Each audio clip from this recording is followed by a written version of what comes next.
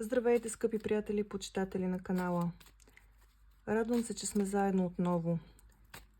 Сигурна съм, че нямате търпение, също както и мен, да разберете какво искат да кажат картите за любов и отношения през февруари 2024 година.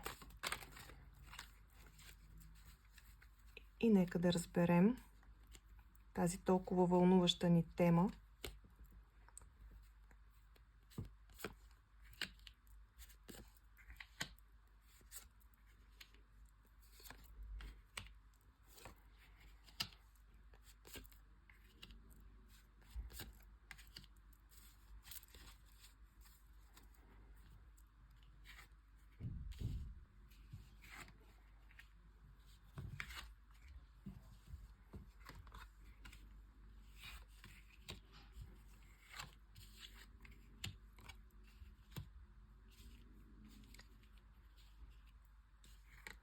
През месец февруари приключвате стари отношения, които са ви мъчили, връзка, в която не сте се чувствали добре, или за някой от вас е възможно да сложат край на самотата, която ги мъчи.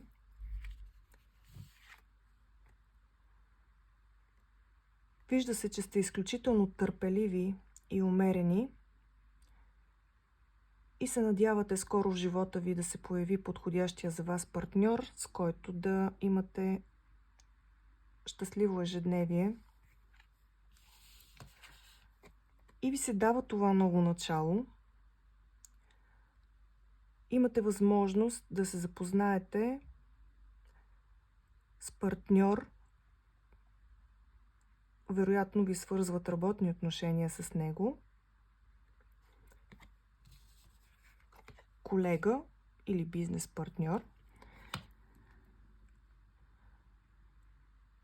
с който ще получите онова щастие и онази пълнота във връзката, за която всеки си мечтае. Показвате на света колко сте силни, могъщи и успявате да задържите и да опитомите този човек, да го накарате да се влюби до полуда във вас. И наистина ще имате едни красиви партньорски отношения с много разбирателство и споделеност. Този партньор ви дава цялата си любов, цялата си чувственост и всичко, на което е способен, за да ви направи щастливи. Това е чудесно послание. Много се радвам, че излиза точно такава енергия за месец февруари, месецът на любовта. Надявам се да сте много щастливи и съвсем скоро да споделите в коментар за вашата нова любов, с която сте изключително щастливи.